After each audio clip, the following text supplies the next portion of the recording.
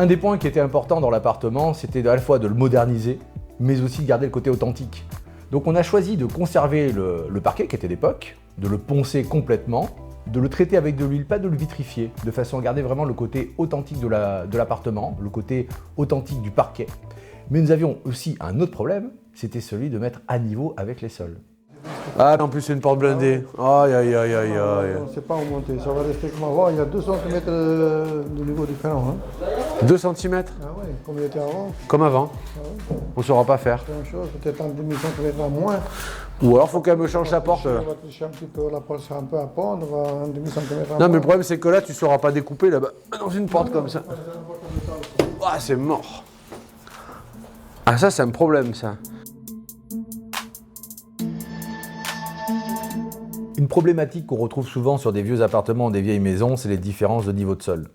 Ils sont liés au fait que les personnes qui avaient l'appartement ont dû carreler ou remettre du parquet à différentes époques.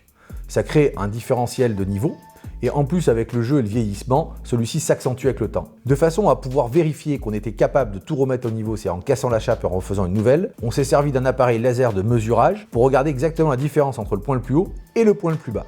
47,5. Ici. Ah, ici, regarde. C'est quoi ça? Alors? Combien? 47.